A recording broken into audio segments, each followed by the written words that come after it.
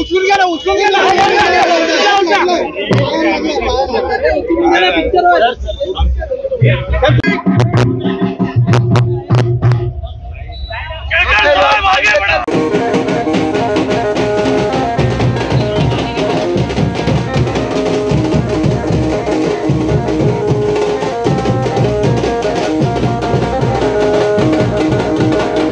हा विजय जो आहे तो ठाणेकरांचा आहे, भाजप आणि महायुतीच्या कार्यकर्त्यांच्या ताकदीचा आहे, नेत्यांच्या आशीर्वादाचा आणि सक्रिय कामाचा आहे.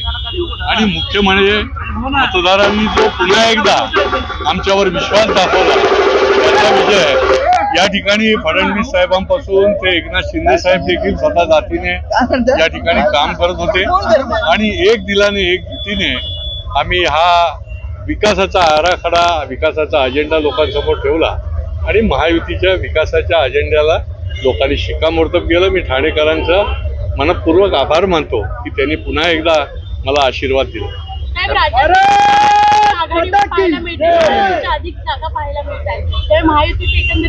महाराष्ट्रातला मतदार, महाराष्ट्रातला नागरिक जो आहे तो अतिशय सक्षम आहे.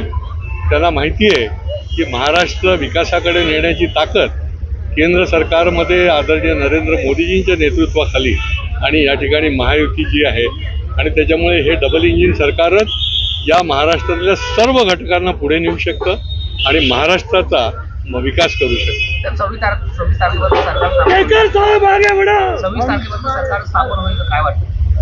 26 तारखेला स्थापन होणारच आहे. आता एवढ्या जागा दिसत आहेत की त्यांचा विरोधी पक्ष नेता होईल की नाही माहिती नाही.